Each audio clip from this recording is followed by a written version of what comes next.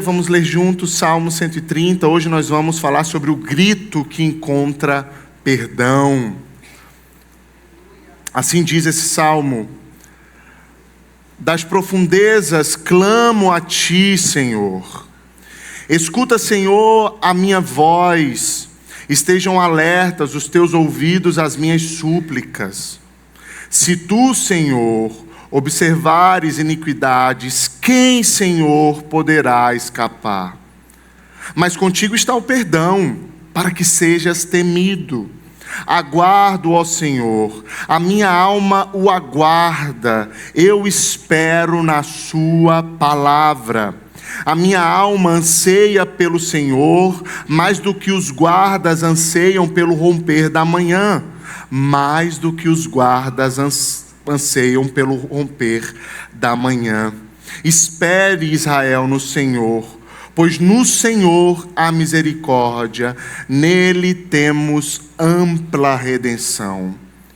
É Ele quem redime Israel de todas as suas iniquidades. Vamos orar ao Senhor, pedindo a Ele que nos dê graça e pedindo para que Ele nos ajude a entender acerca desse tema tão precioso. Senhor, nos reunimos aqui, Pai, nessa manhã, como igreja, como comunidade, entendendo que o Senhor fala por meio da exposição bíblica. Por isso pedimos a Tua luz, por isso pedimos a Tua graça, a Tua misericórdia. Por isso pedimos para que nada nos atrapalhe de Te ouvir. E que por meio de cada palavra aqui professada, o Senhor nos leve para um caminho de arrependimento, de adoração, de devoção, santificação. Nos ajuda a ouvir esse sermão, Pai, e a compreender cada passo dado pelo salmista aqui. Em nome de Jesus. Amém e amém. O Salmo 130, ele é um dos cânticos da peregrinação entoados pelo povo de Deus enquanto subia a Jerusalém para adorá-lo. Mas o que chama aqui a atenção nesse salmo específico, porque ele é um pouco diferente dos outros salmos. Esse salmo não começa olhando para os montes, nem para a cidade santa, nem para o caminho à frente. Esse salmo começa olhando para dentro. Ele começa com um grito. E isso nos mostra, naquela peregrinação, que o maior problema do povo não era apenas a distância até Jerusalém, mas sim o peso que eles carregavam no coração ao se aproximarem de Deus. Momentos em que a pergunta não era para onde nós estamos indo. A pergunta não era para onde eu vou, mas é como eu posso me apresentar diante de Deus, diante de um Senhor que é santo, carregado com o peso do pecado. Como posso me apresentar diante de um Deus santo, carregando isso aqui dentro, um pecado que me corrói? É um salmo para quando o pecado deixa de ser uma ideia abstrata e passa a ser um peso real na consciência. Porque é isso que o pecado precisa fazer. O pecado precisa trazer um peso para a nossa consciência. É para quando a vida entende e tem a consciência plena do quão horrendo é o pecado que povoa o nosso coração. Uma consciência que desperta. Uma consciência que nos desperta para a real, para a realidade de como estamos vivendo. O salmista olha para dentro de si e percebe o tamanho peso do pecado que ele lida diariamente. Esse salmo é para quando a consciência desperta e cansa de viver uma vida de fingimento. É um grito que diz: eu não sou perfeito. é o salmista, e alguns vão dizer que foi Davi, é quando o salmista olha para dentro e grita dizendo: Senhor, me perdoa. Não há como continuar fingindo ser o que não sou. A consciência desperta. Por isso, ao longo da história da igreja, esse salmo que a gente acabou de ler, ele foi chamado de um evangelho dentro do Antigo Testamento. Lutero disse que esse era um salmo paulino, porque dentro dele nós vemos o passo a passo da restauração. Ele descreve o passo a passo de como encontramos perdão. O salmo reconhece o pecado. Esse salmo clama por misericórdia após reconhecer a sua pecaminosidade.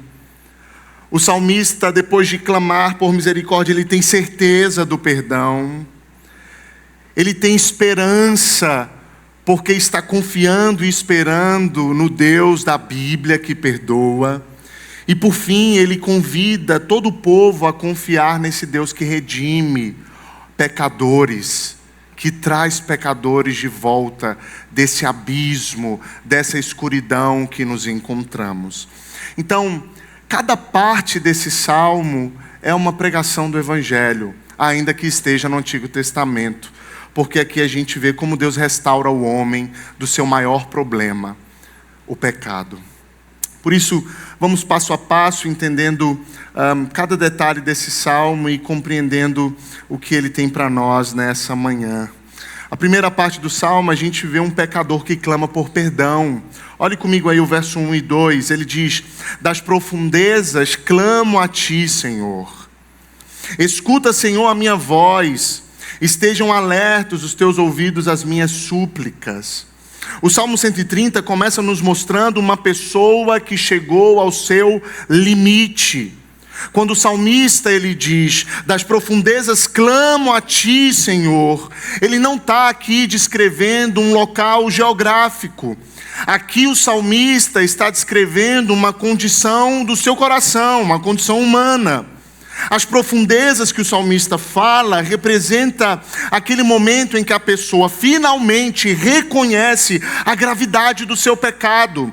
As profundezas é quando o homem e uma mulher reconhece o quão pecador ele é. Você é pecador. Você é pecador. Vou repetir, você é pecador. Pastor, por que essa repetição? Porque nós temos a ideia errônea de que não somos pecadores. Eu já disse para vocês, um dia eu estava pregando e disse que nós éramos pecadores. Um menino no final do culto me chamou e disse assim: pastor, vem cá, desculpa, eu não sou pecador. Eu falei: espera aí, calma, que nós temos aqui talvez o próprio Messias. Não, eu não sou pecador, pastor, eu sou santo. Eu falei: gente, encontramos. Vai ser o primeiro santo canonizado pela igreja evangélica brasileira. Encontramos um santo homem de Deus aqui. Quando a Bíblia nos chama de santo, ela está dizendo que nós somos separados, escolhidos. Mas nós não temos santificação plena. Nós somos pecadores. E você precisa reconhecer isso. O pecado que sonda o seu coração todos os dias. Alguém aqui em sã consciência não pecou hoje? Ou não pecou ontem? Ou não vai pecar amanhã? Porque se você disser que você não pecou e não irá pecar, você já está pecando. Então o salmista está cara a cara com a realidade do seu coração, que é pecador. E a pior coisa que um ser humano pode viver é não tendo essa concepção da realidade do seu coração. Porque quem não tem concepção da realidade do seu coração jamais entenderá o Evangelho. Jamais entenderá a cruz e a graça de Deus. Jamais. Se você vive por aí achando que o seu pecado é algo pouco e que isso não é um problema grave, jamais você entenderá o preço que foi pago na cruz do Calvário. Então o salmista diz: das profundezas eu clamo a ti. É quando a consciência desperta e entendemos de fato que o pecado nos separa de Deus. E ao perceber isso, nós também entendemos outra coisa, que nós não conseguimos resolver o problema do pecado sozinhos. Nós não conseguimos produzir o perdão com as nossas próprias forças. O perdão não é algo que se produz, não é algo que eu estou gerando. Não é algo que a religiosidade pode me entregar, não. O salmista está dizendo, das profundezas clamo a ti, porque eu sei que só em ti há o perdão e a solução para aquilo que me afasta de ti. Então é desse lugar de verdade que o salmista fala. É como se ele estivesse dizendo, olha, eu sei onde estou, eu sei o que eu fiz, e eu sei o quanto não posso me salvar. Essa é a realidade que todos precisam ter. Você não pode se salvar. Não há nada que você faça que construa a sua salvação, que construa o seu perdão. E é por isso que ele clama. Ele clama a quem? A Deus. Ele não tenta fingir. O salmista não tenta nas profundezas se justificar. Ele não tenta explicar o seu pecado. Ele admite a sua necessidade. Eu clamo a ti, Senhor. E isso é arrependimento. O que é arrependimento? É reconhecer o pecado e buscar em Deus forças para poder lidar com aquilo que só Ele pode resolver. Arrependimento é você dizer, Senhor, eu reconheço o meu estado e eu clamo ao Senhor, porque só o Senhor pode trazer solução para isso. No verso 2, o pedido dele se torna ainda mais claro. Acompanhe comigo na Bíblia. Ele diz, escuta, Senhor, a minha voz. Estejam atentos os teus ouvidos à minha súplica. Aqui o salmista deixa explícito o que deseja. O que ele quer? Ele quer ser ouvido.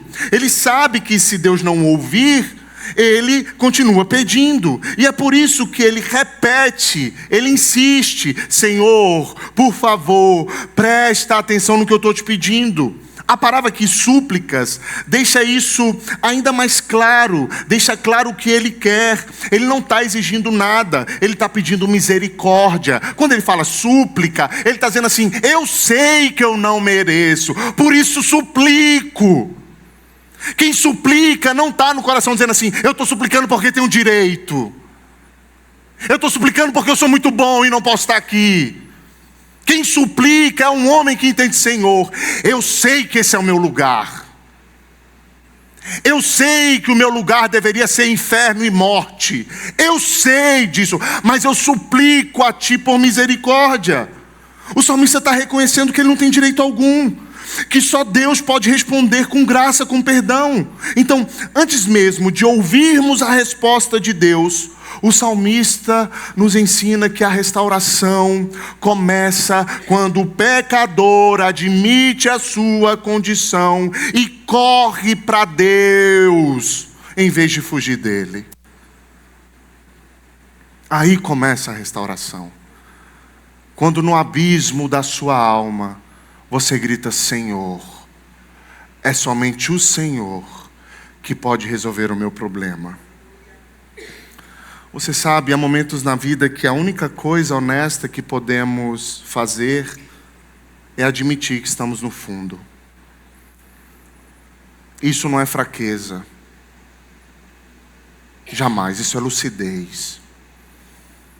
Há pessoas que passam anos tentando sustentar uma imagem, tentando mostrar que está tudo bem, tentando provar que são fortes, são religiosos, tentando mostrar para a comunidade que há santidade nele. Mas no fundo, essas pessoas sabem que estão carregando uma culpa não resolvida. Elas estão carregando uma história mal enfrentada, um pecado escondido. No fundo, elas sabem que são pecadoras, mas tentam de algum modo resolver isso mostrando ser o que nunca foram. E o problema do pecado não é só o que ele faz lá fora. O problema do pecado é o que ele faz aqui dentro. Porque o pecado tantas vezes endurece o nosso coração. O pecado tantas vezes nos confunde, nos afasta de Deus. E muitas vezes o pecado nos afasta de nós mesmos. Nós já não conseguimos reconhecer, porque entramos em um personagem tentando fingir. Entramos em um personagem, uma hipocrisia, fingindo para tudo e todos, inclusive para Deus, que não precisamos dele nem do seu perdão. Até o nosso pedido de perdão é falso.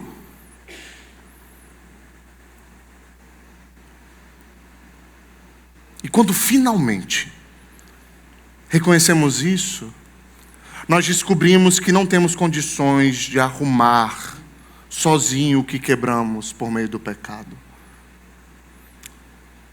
Nossa autoimagem não consegue fazer isso. Seu fingimento não consegue fazer isso. Suas orações carregadas de palavras eruditas não conseguem resolver isso.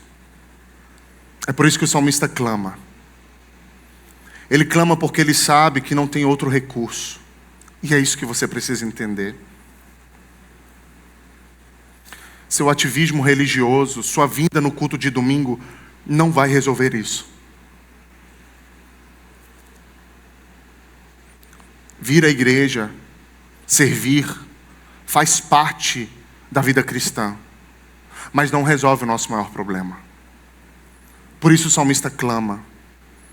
Ele não está no fundo do abismo dizendo: olha, eu estou aqui no fundo, eu reconheço o meu pecado, mas eu sei quem sou. Eu sei que, se eu fizer mais um pouco, eu sei que se eu continuar fingindo para a comunidade, para o povo de Deus, talvez ninguém perceba. E você vai se perdendo de si mesmo, se perdendo no personagem que você construiu de você. Não queira viver uma mentira.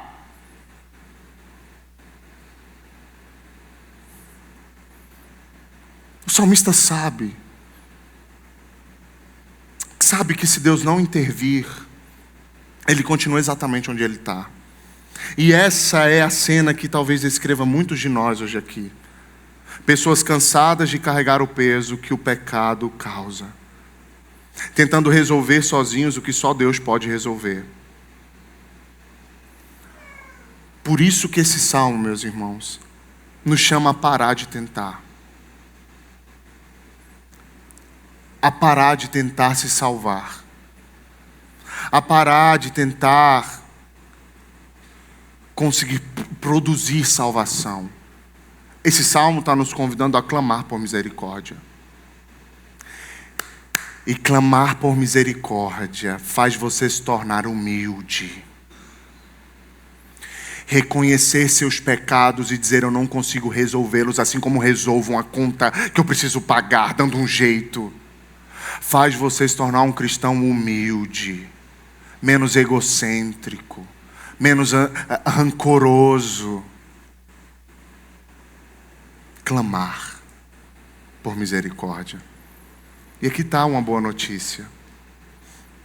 Se você clamar hoje, Cristo te escuta. Se você clamar hoje, se você confessar os seus pecados hoje, Cristo responde.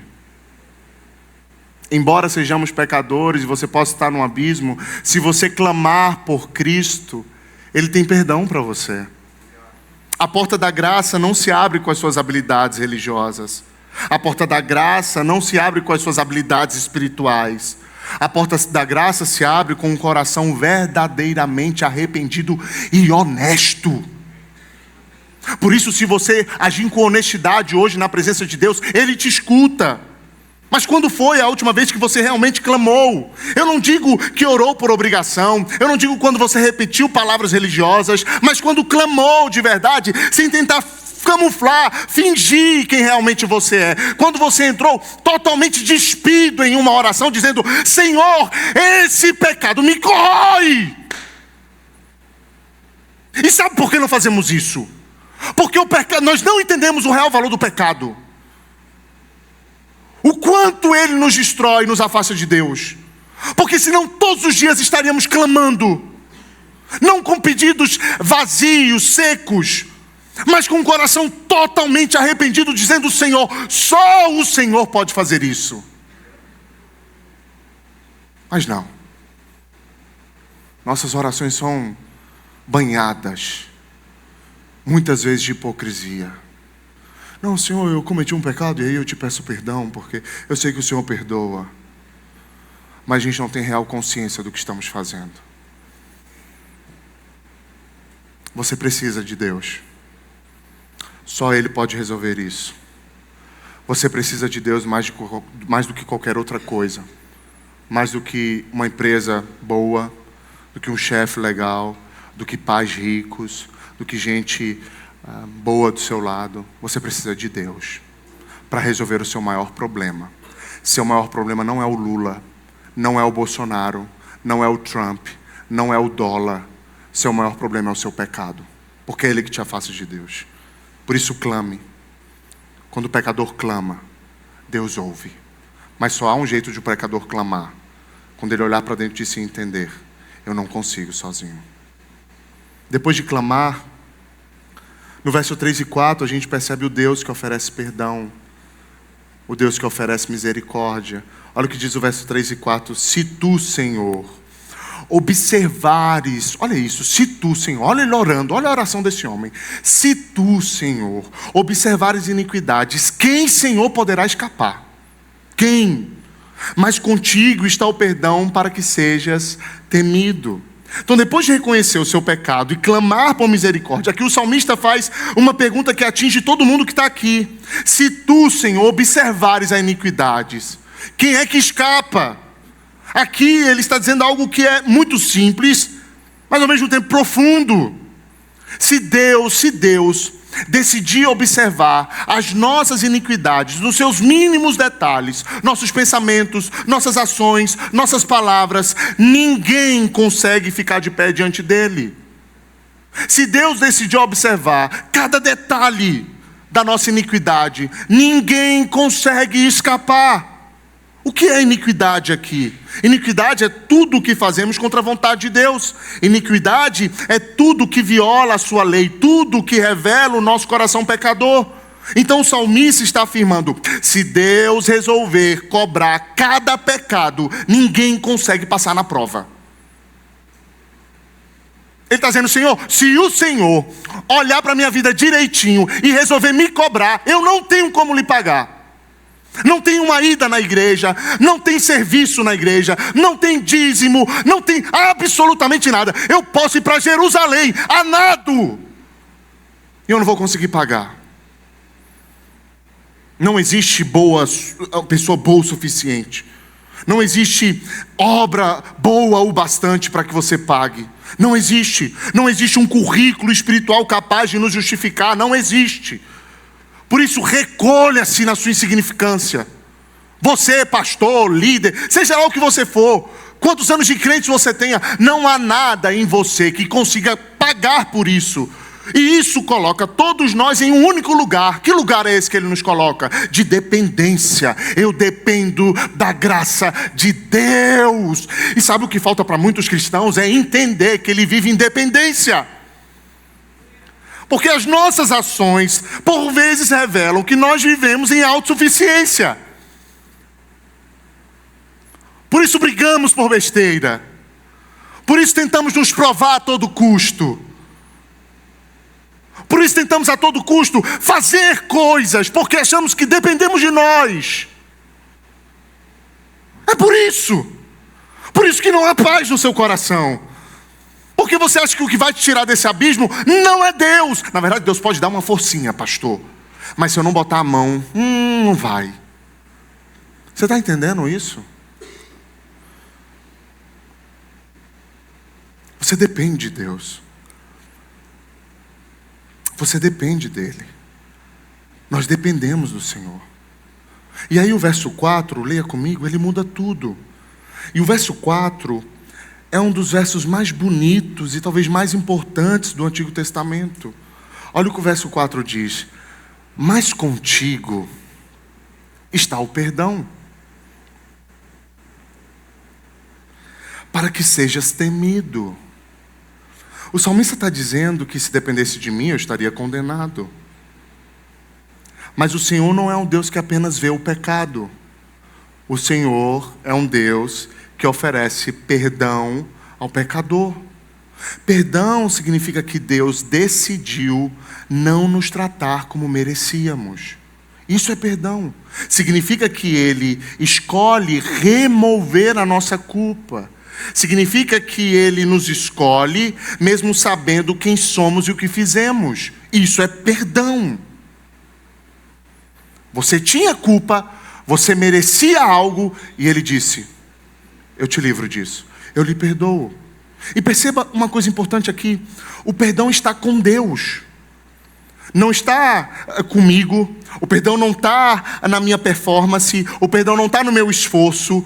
Deus é a fonte do perdão, e é exatamente por isso que podemos ter esperança, porque se o perdão dependesse de nós, ninguém teria chance. O perdão está em Deus, é isso que o salmista fala. Bem, o perdão está em Deus e mais na minha ida na igreja. O perdão está em Deus em mais a maneira como eu dizimo, oferto. O perdão está em Deus e mais na maneira como eu estou fazendo o meu devocional. O perdão está em Deus e mais o trabalho filantrópico que eu ajudo.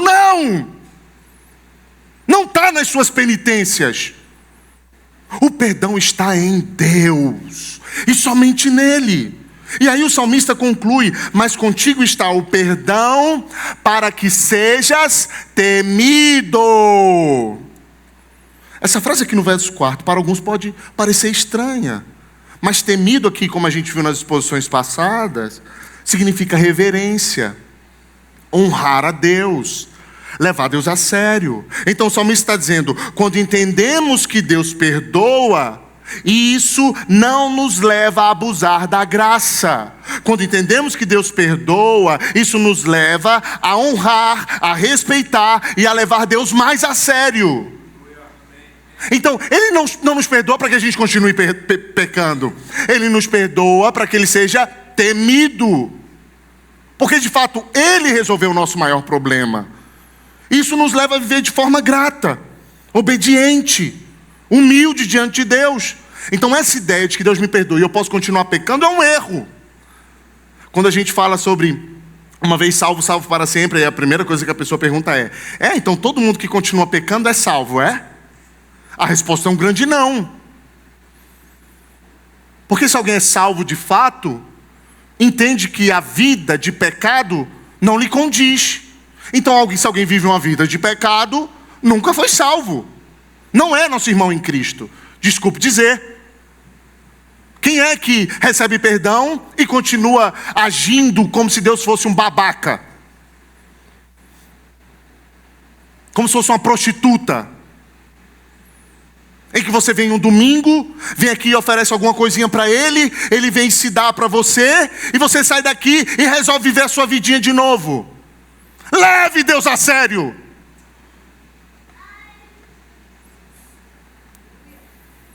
A graça te transforma, meu irmão. E enquanto a graça não nos transformar, você vai continuar vivendo essa vida. Por isso que todos os dias a gente está pregando o evangelho, pregando o evangelho, pregando o evangelho. Porque é por meio do evangelho, entendendo a graça, que você começa a temer ao Senhor. Não ter medo, mas a levá-lo a sério. Não de maneira moralista, legalista, mas de maneira graciosa, com gratidão, com honra.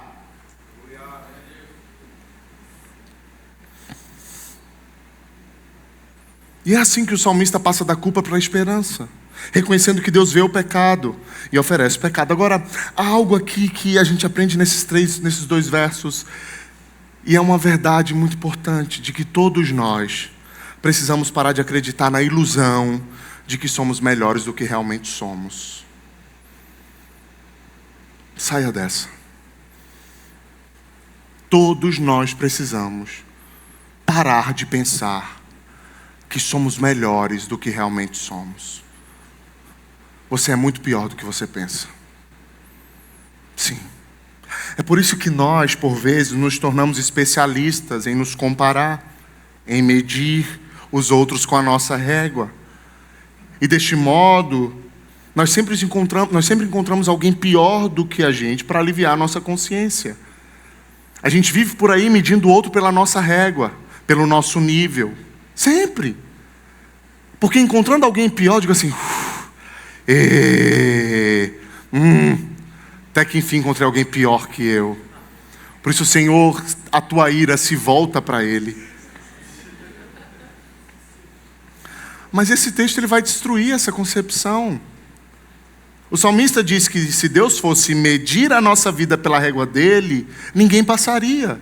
E isso não é desanimador, isso aqui é libertador. Porque se você tenta provar o seu valor, se você vive se esforçando e nunca admite a sua incapacidade, você nunca estará pronto para receber graça. Eu vou dizer de novo, se você é alguém que vive dando réguas para cada um, mas não entende a sua realidade, se você, por conta disso, vive querendo se provar, vive querendo ser provado para os outros, vive querendo mostrar coisas que você não é, você nunca vai receber graça, porque você não está querendo entender a real condição do seu coração. Então você conhece aquela pessoa que vive querendo se provar? Todo tempo, a todo custo, a todo momento. E fazendo isso, nós não nos encontramos com a realidade do nosso coração. O que queremos é mostrar o que não somos. A gente não admite a nossa incapacidade. Não. E quem não admite incapacidade, nunca clama, nunca grita, nunca diz: Senhor, eu preciso de Ti. Porque só recebe graça quem finalmente aceita que não tem nada a oferecer. E quem realmente entende que todos nós somos iguais. Igualitos. Iguais. Olha para a pessoa que está do seu lado. Fala assim para ela: estou brincando. Chato isso, né? Eu sei. Por isso que eu não faço. Eu poderia ser pior, tá vendo? Nunca pedi para você fazer isso. É só para você acordar mesmo. Mas olha para a pessoa que está do seu lado assim. Ela é igual. Vocês são iguais. O que vocês são? Pecadores. E não tem pecado maior. Não, mas beleza. Tipo, ok, sou pecador, mas mano, tipo, isso aqui é muito pior do que eu. Desculpa, pastor, mas assim, venhamos e convenhamos. Tá que eu sou pecador, beleza. Mas isso aqui, essa tranqueira...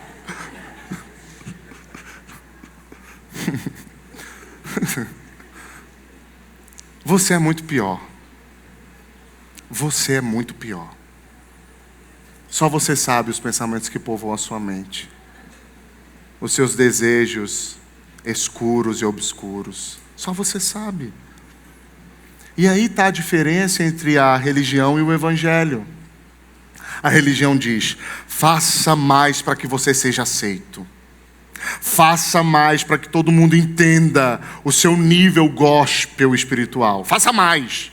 Mas o evangelho diz outra coisa. Ele diz: Deus te aceita por meio de Cristo. Não pelo tanto de coisa que você anda fazendo. Não pelo tanto que você tenta se mostrar. Mas por meio de Cristo você é aceito. Por isso o perdão de Deus não é um prêmio. Perdão de Deus é dádiva. Ninguém merece. Ninguém pode aqui cantar: Senhor, eu mereço o teu perdão, porque eu sou tão bom, eu sou. Mas um ouro mais raro, puro que não sei do que. Eu sou o centro do seu coração. Você não é. Você não merece. E isso, é aí que a graça começa a fazer sentido no seu coração. É você olhar para dentro da desgraça que povoa aqui dentro. E você dizer assim: como eu pude ser perdoado? Como? Aí você olha para Deus e entende tudo. Ele é o provedor. Ele é a fonte desse perdão. Só por Ele eu sou perdoado. Não há nada do que eu faça. Nada, absolutamente nada. O perdão não é resultado do meu desempenho. O perdão é fruto do sacrifício de Cristo na cruz do Calvário. E por isso somos perdoados. E isso muda completamente a forma como vivemos, como enxergamos o outro, como enxergamos a Deus. Porque quando alguém é perdoado de verdade, entende e compreende que a pessoa não fica mais relaxada. Não! A pessoa se torna mais reverente. Quando olha para a cruz, ao invés de dizer assim: bom, já que eu sou perdoado pela graça, que se dane. A cruz faz de você alguém mais reverente. A cruz faz de você alguém que teme ao Senhor. A graça de Deus, o sangue derramado, faz com que o seu cristianismo se torne sério. O texto diz para que sejais temido, isso é, para que Deus seja levado a sério, amado com profundidade, obedecido com gratidão, honrado com o coração inteiro. O Evangelho não produz gente leviana, meus irmãos. O Evangelho produz gente que está sendo transformada dia após dia por meio do Espírito Santo. Não é gente que olha para o pecado e diz assim: ah não, cara, está tudo certo, Deus me perdoa. Não, é um grande não para você. O Evangelho te coloca em um caminho de santificação. O Evangelho não veio só para te salvar, bebê. O Evangelho, ele veio para você ser transformado, olhando para Cristo. E se Cristo na cruz do Calvário não é combustível suficiente para a sua mudança, nada será. Não tem nada do que a gente faça aqui. Encontro de homens, encontro de mulheres, escola bíblica, nada, absolutamente nada. Porque você não entendeu o Evangelho. Por isso que na nossa classe de novos membros a gente pergunta: o que é o Evangelho? Para que você não ande por aqui tentando se auto-justificar. Para que você não ande por aqui tentando destruir o outro. Para que você não ande por aqui se comparando, em competição, uma com a outra, um com o outro. Porque você entendeu que você é igual a Ele, e que vocês não mereciam, e que vocês dependem de Deus. Ninguém está aqui como rei. Todos nós estamos aqui como dependentes. Não há um justo sequer. O que você faz com o perdão de Deus? O que você faz com o perdão de Deus? Você usa o perdão de Deus como desculpa para continuar do mesmo jeito? O perdão precisa despertar você em temor, para que você honre a Deus. A gratidão precisa te levar à obediência, à humildade que reconhece: eu só estou de pé por conta da graça. E é isso que o perdão faz com você. Então, abandone a ilusão da autossuficiência e comece a descansar na verdade de que Deus viu tudo, e mesmo assim Ele ofereceu perdão em Cristo. Por isso, não há ofensa mais profunda do que ignorar esse perdão, mas também não há privilégio maior no mundo em receber esse perdão e viver por meio da luz de Cristo Jesus. Então o salmista reconhece seu pecado, clama por misericórdia, e agora a gente vê como que esse perdão reorienta a sua espera. Olha o que ele diz, versos 5 e 6. Aguardo, ó Senhor, a minha alma aguarda, eu espero na sua palavra. A minha alma anseia pelo Senhor, mais do que os guardas anseiam pelo romper da manhã, mais do que os guardas pelo romper da manhã. Então, depois de confessar o seu pecado, depois de afirmar que em Deus há perdão, o salmista mostra uma resposta natural de quem realmente acredita nisso. Ele passa a esperar pelo Senhor. Ele diz: eu aguardo o Senhor, a minha alma aguarda o Senhor. E essa espera aqui não significa ficar parado sem fazer nada. Essa espera significa confiar. É uma espera ativa de confiança. Eu espero confiando, tendo fé. E é por isso que quando ele diz: eu espero na sua palavra, nós entendemos que essa confiança está apoiada naquilo que Deus revelou por meio da palavra. Nossa espera não é uma espera infundada. Nossa espera é uma espera que está centrada, firmada na palavra de Deus.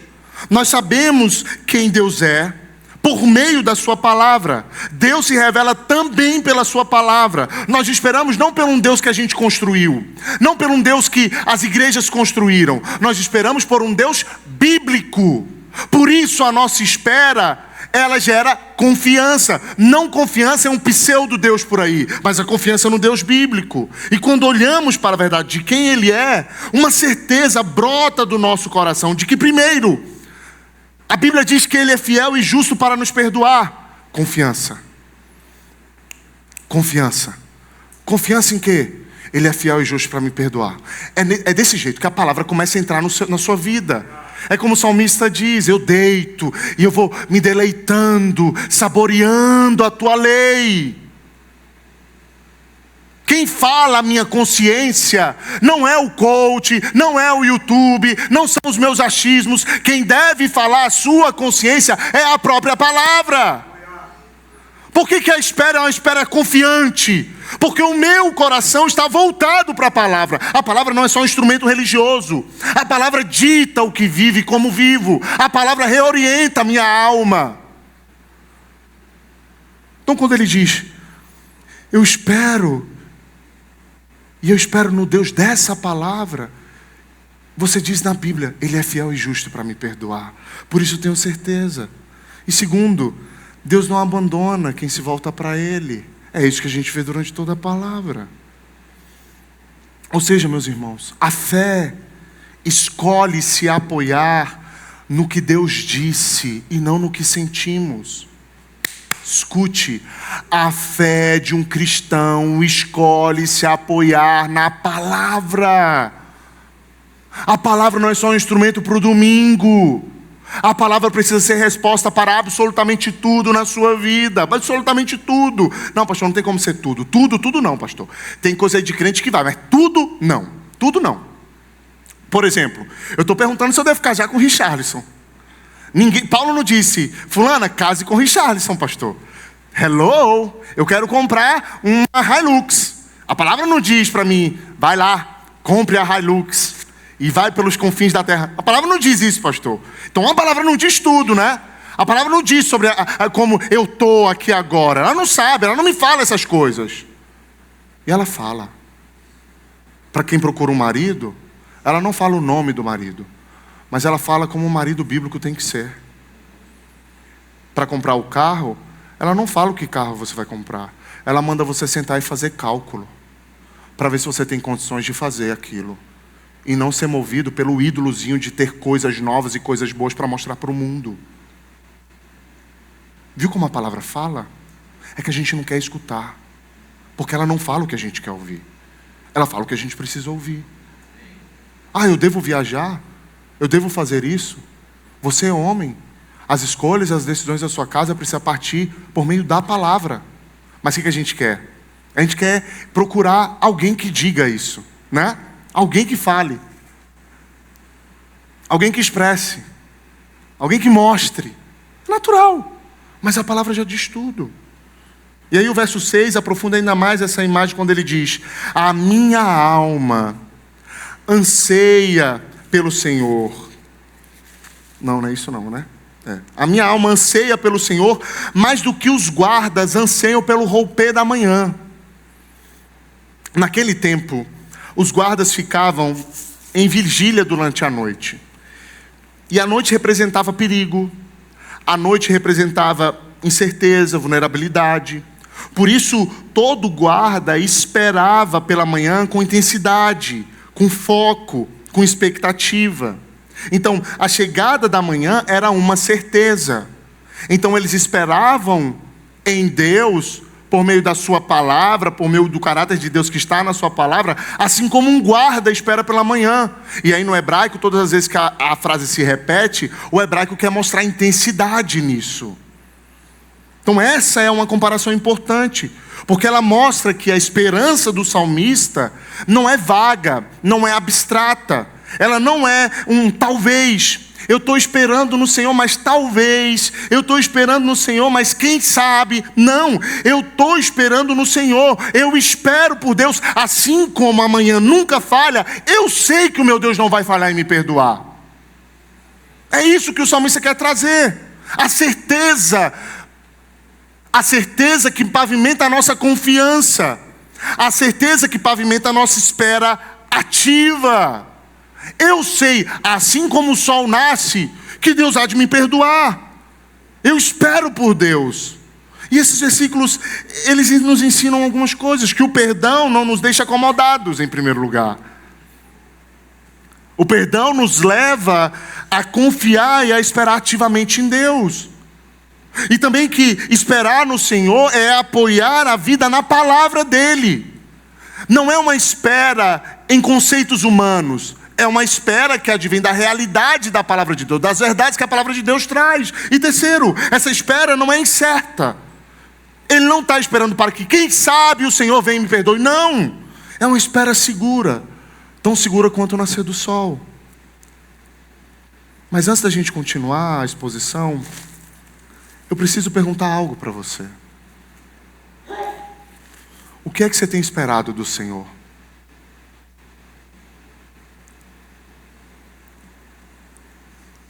O como você tem esperado? Eu pergunto isso porque a forma como nós esperamos revela muito o estado do nosso coração. Toda espera revela em quem nós realmente confiamos. Escute isso. Toda espera revela onde está a sua confiança. E você sabe disso.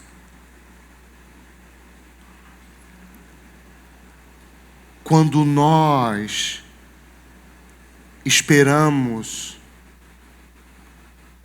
e dividimos a confiança em Deus e na força dos nossos braços,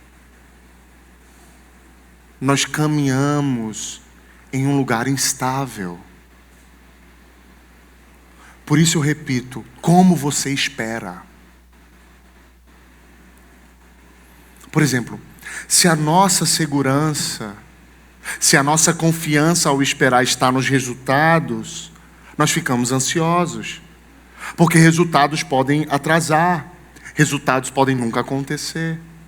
Se a nossa segurança, se a nossa confiança ao esperar está nas circunstâncias, nós ficamos instáveis. Porque as circunstâncias mudam a todo tempo.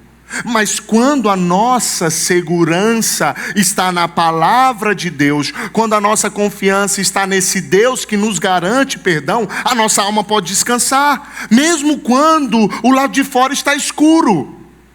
Quantos de nós esperamos tentando fazer coisas? Quantos de nós esperamos pelo perdão de Deus fazendo mais coisas na igreja? E por quê? A palavra de Deus não está baseada no que vemos. A palavra de Deus ela está baseada em quem Deus é. E quando confiamos na palavra, não estamos confiando na situação melhorar simplesmente. Nós estamos confiando no caráter de Deus. E isso é o mais importante. Enquanto você espera, você precisa confiar no Deus que está na palavra. O nosso maior problema não é a falta de resposta. O nosso maior problema não é a falta de solução quando estamos em um abismo. O nosso maior problema não é a falta de portas abertas. O nosso maior problema é o pecado. O nosso maior problema é aquilo que nos separava de Deus. E nós estamos esperando que Deus venha e solucione as coisas externas. Quando a nossa espera precisa ser confiante no Deus que nos perdoa e que há de consumar. O que você espera? Se Deus já lidou com o nosso pecado, que é o nosso maior problema, então nós podemos confiar que Ele pode lidar com todo o resto. Quando a palavra diz que Deus nos perdoa, que Ele é fiel e justo para nos perdoar, significa que Ele já resolveu o seu maior problema, meu irmão. E que, portanto, o resto Ele pode fazer quando Ele quiser, do jeito que Ele quiser, da maneira como Ele quiser. Mas a sua espera é confiante mesmo numa UTI, porque você sabe que o seu maior problema não é o câncer. O seu maior problema não é o dinheiro. O seu maior problema já foi resolvido em Cristo Jesus. Mas nós somos humanistas demais. A gente sabe, tudo tem que fazer sentido para a gente tocar, para a gente cheirar, para a gente apalpar, para a gente abraçar. O seu maior problema era o seu pecado. E isso Ele já resolveu. É isso que a Bíblia diz.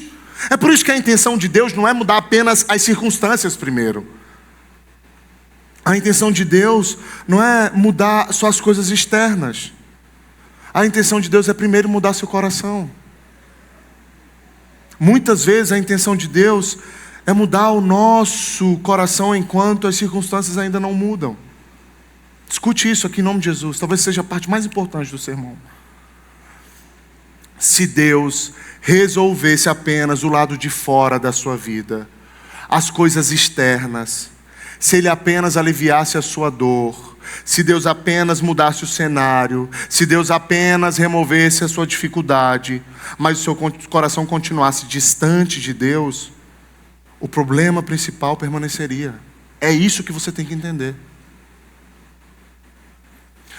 Muita gente vem para a igreja para que Deus mude o externo, achando que o seu problema são as coisas externas somente.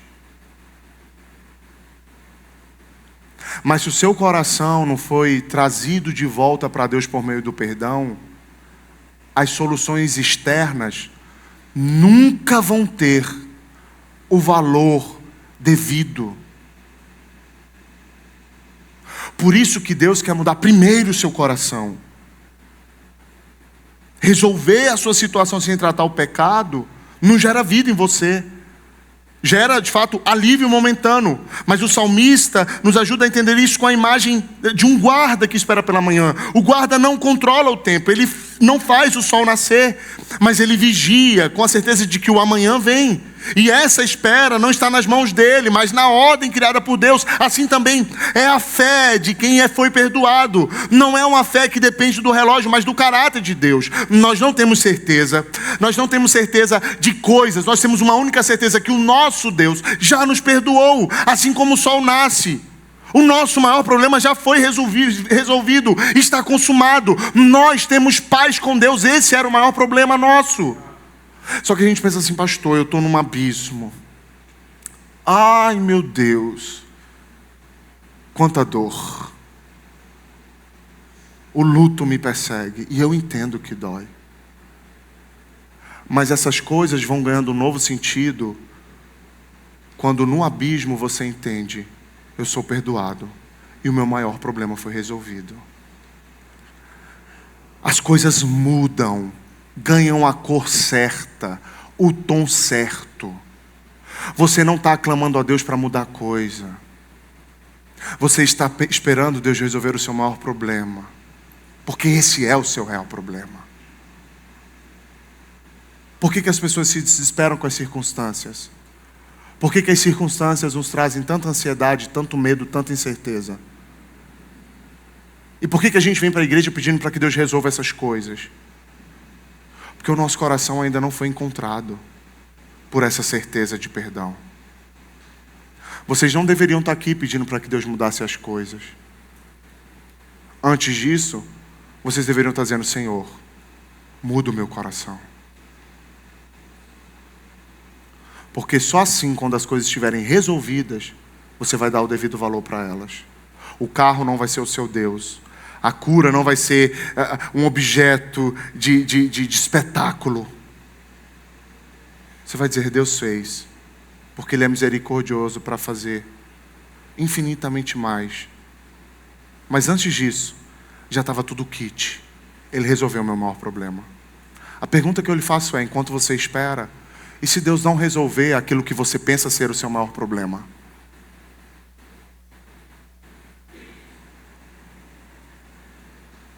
E se Deus não resolver aquilo que você pensa que é o seu maior pesadelo?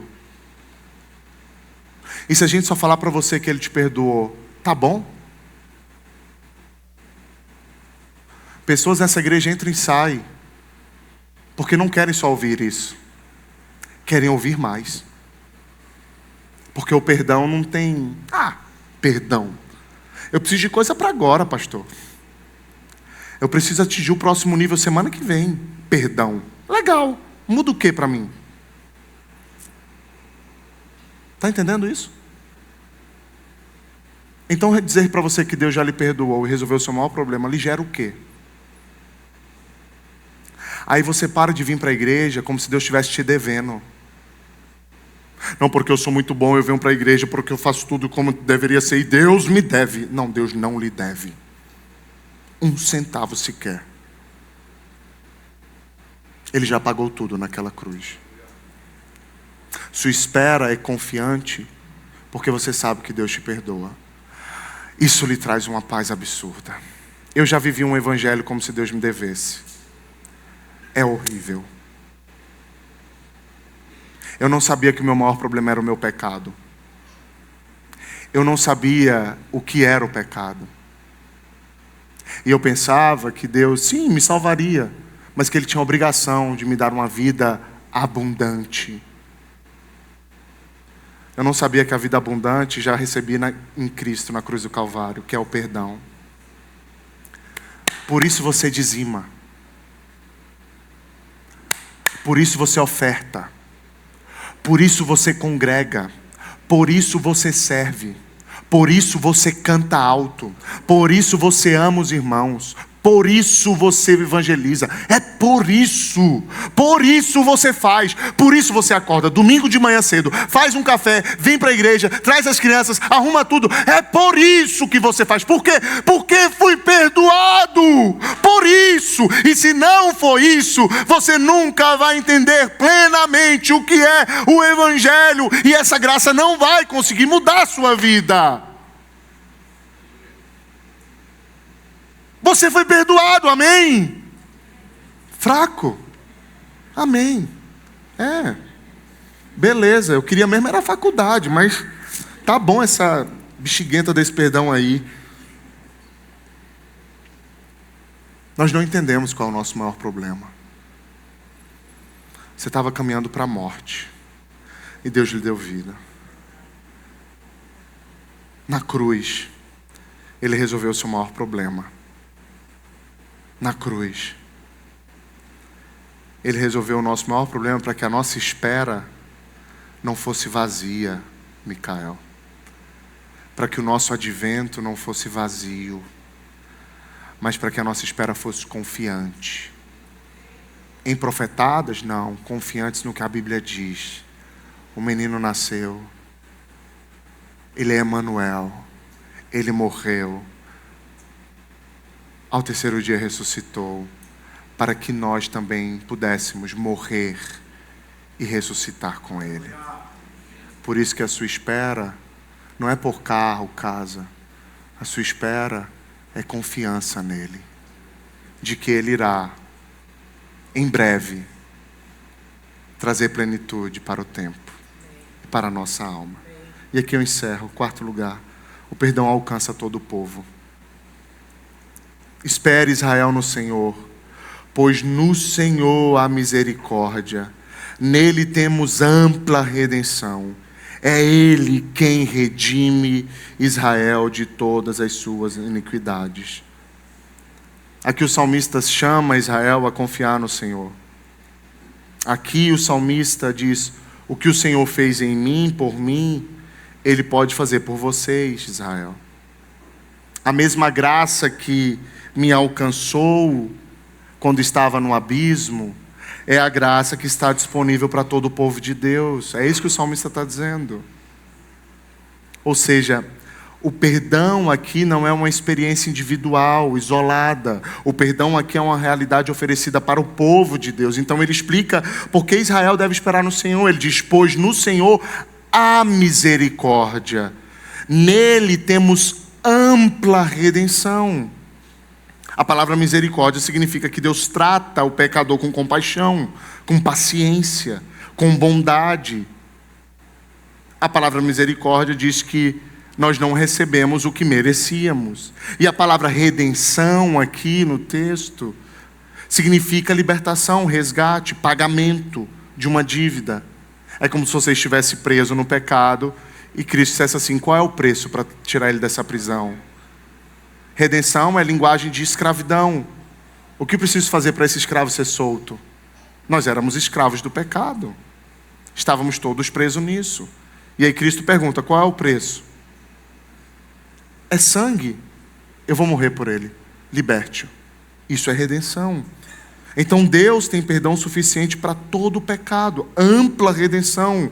A graça de Deus não é limitada, não é pequena, não é fraca. Ele tem ampla redenção para todo o pecado, para todo tipo de pecador, para toda situação. E isso impede que alguém diga: o meu pecado é grande demais, pastor, para Deus me perdoar. Olha, eu tenho um pecado do passado que Ele não perdoa. Eu acho que é demais.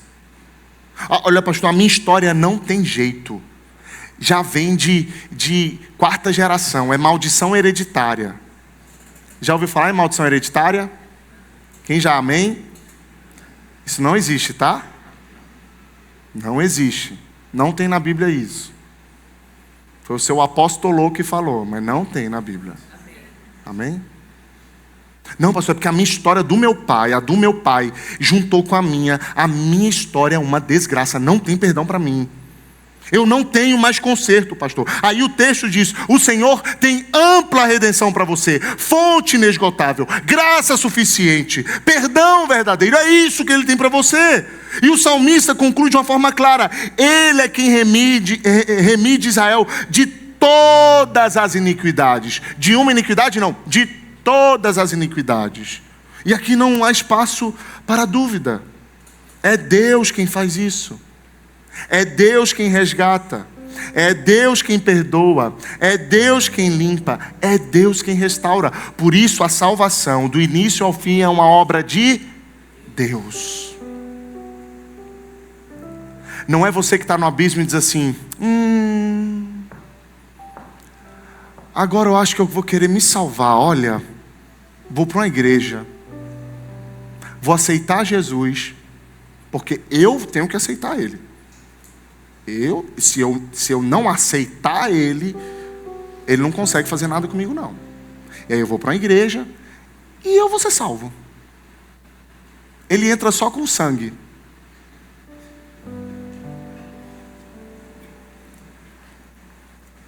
Quem está nesse abismo se torna humilde porque reconhece que não pertence a Ele a salvação. É Ele quem perdoa. É Ele quem te resgata. Olha a graça disso, meu irmão.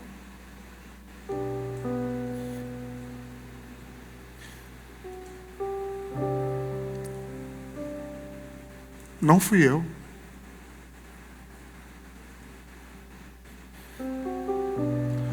Quem colocou a consciência de que sou pecador foi Ele.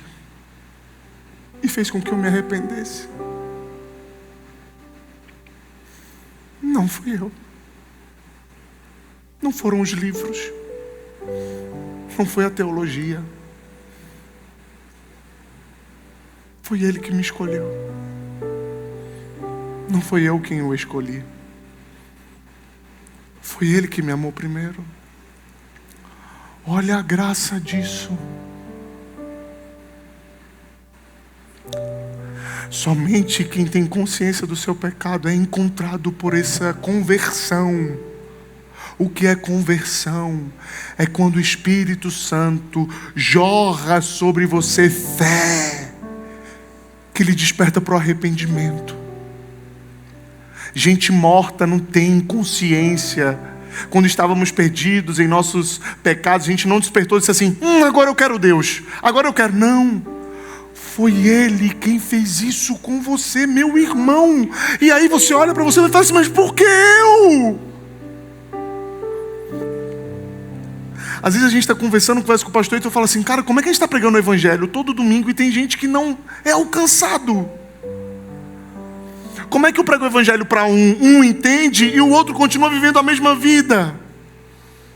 Porque Deus, de um jeito misterioso, quis com que essa pessoa entendesse o evangelho, que a graça jorrasse sobre a vida dele.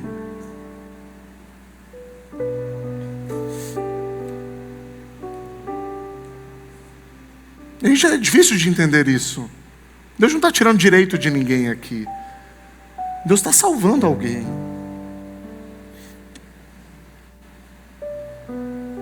Entender que você foi escolhido muda tudo. Eu fui resgatado, eu fui perdoado, eu fui limpo, eu fui restaurado por Ele. De todas as iniquidades. Não é de alguma, de todas. Não existe pecado fora do alcance de Deus. E aqui eu encerro mesmo. Isso aqui confronta a nossa ideia de fé privatizada. Porque o salmista que recebeu perdão não guardou o perdão para si. O salmista que recebeu graça não guardou para si. Quando Deus perdoa, quando Ele nos limpa, Ele nos envia. Está nítido no texto. O salmista diz assim: Israel, Deus tem ampla redenção para a gente. Então Deus não nos traz graça para o nosso coração para a gente se esconder em uma igreja, em um lugar. Não. Ele nos trouxe graça, perdão, para que você alcance outro. Ele transforma pecadores alcançados a pecadores que alcançam outros. Você foi alcançado por essa graça, por esse perdão. Leve isso para outras pessoas. Irmão, se você acha que a gente vai... Olha, evangelismo é só o pastor aqui da igreja que faz. Eu vou assistir culto. Não! Tamanha graça que você alcançou precisa alcançar os outros. E você tem que falar sobre o evangelho.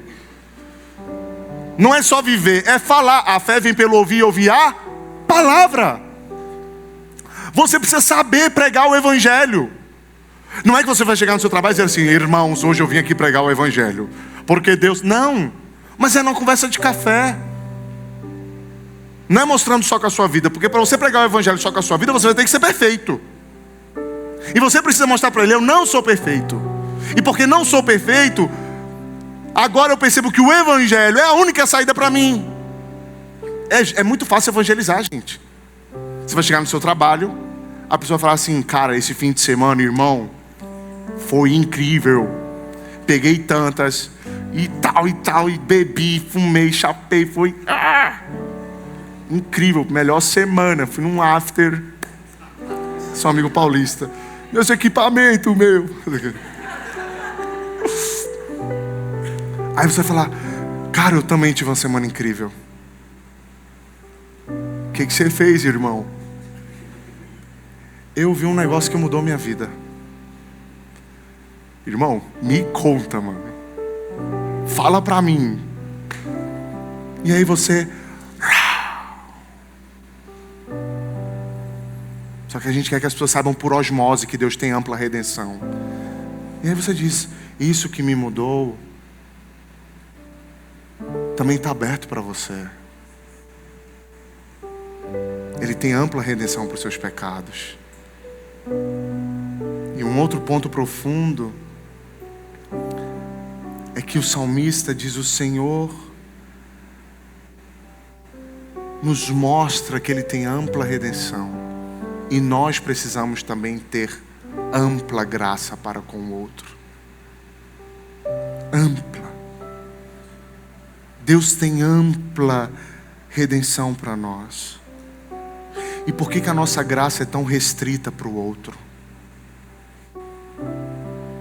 Se Deus tem ampla redenção para nós, por que a nossa graça é tão restrita para o próximo? Se Deus perdoa todas as iniquidades, por que nós medimos as pessoas pelas falhas delas? Se Deus tem ampla redenção para nós, por que as limitações do outro faz com que a gente limite a graça sobre ele? Não, Deus tem ampla redenção para mim, mas o que eu quero é ter restrita redenção, restrita graça para com o outro. E muitos de nós vemos assim. Na cruz Ele abriu não uma torneira de misericórdia. Na cruz Cristo abriu um oceano de misericórdia para nós. E nós precisamos viver assim com o outro. Com o outro. Se fui alcançado por tão ampla graça e misericórdia, por que não sou assim com os meus irmãos? Por que a minha graça é tão restrita? Por que eu não perco a oportunidade de ver a limitação de um irmão e terminar de matá-lo? Por que eu não consigo perdoar se fui perdoado? A mesma graça que restaura pecadores, cobradores de impostos, adúlteras, fariseus endurecidos, é a graça, meu irmão, que é derramada sobre nós hoje. E uma comunidade que crê nisso se torna uma comunidade não defensiva, não dura, não orgulhosa, mas uma comunidade parecida com Cristo. Uma comunidade, uma igreja que entende isso, tem ampla graça para todos. Nós não vivemos em competitividade, tentando ser melhores, tentando mostrar o que nós somos, achando que nós estamos por cima da carne seca. Você é muito pior do que você pensa. E a ampla graça que te alcançou, alcança a vida do seu irmão também. Para de fingir. Destrona esse reizinho aí dentro. Nós não vamos permitir com que essa igreja se torne uma igreja dura, orgulhosa, crítica, de autopromoção. Não, isso aqui tem que ser um lugar de ampla redenção. A graça que você recebeu está alcançando quem? Seu lar está sendo alcançado por essa graça? Seus relacionamentos dentro da igreja estão sendo alcançados por essa graça? E o salmista termina: redime, Israel, todas as suas iniquidades. Nenhum povo sem pecado existiu nessa terra, mas todo povo que sabe que é pecador consegue redenção. E porque toda iniquidade é perdoada, porque toda iniquidade pode ser tratada na cruz. Uma igreja que se volta para a cruz, ela descobre a redenção que começa no coração e que transforma o outro. Uma igreja cruciforme. Uma igreja onde a cruz não é só um amuleto, mas é a sua vida. A resposta para o seu grito não está dentro de você, simplesmente. Não está dentro da sua religião, do seu esforço. A resposta para o seu pecado está na cruz. E a gente está falando isso todo domingo.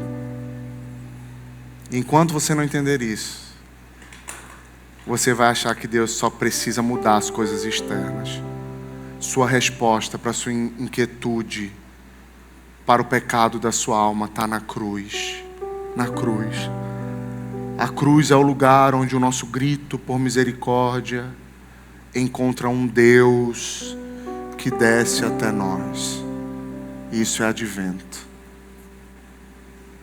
A cruz é o lugar onde Deus Santo leva a sério o pecado e ao mesmo tempo leva a sério o pecador. Na cruz. A cruz é o ponto exato em que a justiça de Deus e a graça se beijam, se encontram, se entrelaçam. Na cruz Ele é justo, pune o pecado, mas na cruz a graça, porque liberta o pecador. E essa graça te responsabiliza. E aí está a alegria. A alegria do salmista e a alegria de advento. Embora gritemos,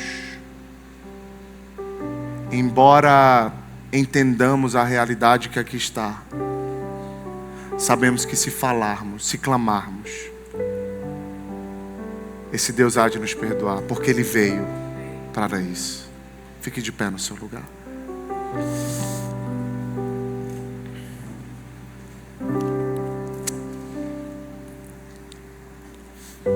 O grito do salmista encontra perdão na cruz.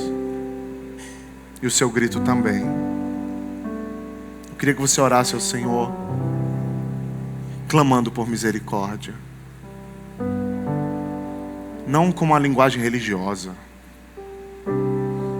mas com a real percepção de como você está. Curva sua cabeça, ore ao Senhor. Senhor, clamamos a Ti por perdão, porque sabemos que somente em Ti há perdão, socorro e misericórdia. Nos perdoa, Jesus.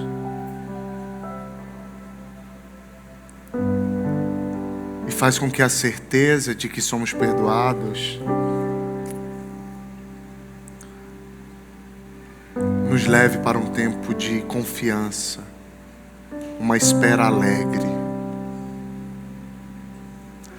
Nós não temos medo da tua volta.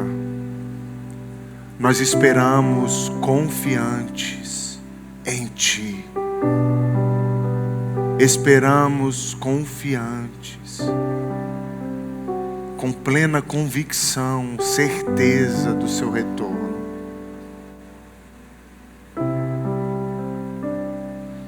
E que o Senhor nos dará a nossa sentença. A sentença é: pelo sangue de Cristo, você está justificado. Vinde bendito de meu Pai. Que essa realidade transforme as nossas vidas. Em nome de Jesus. Amém e amém. Dê um aplauso ao Senhor. Amém.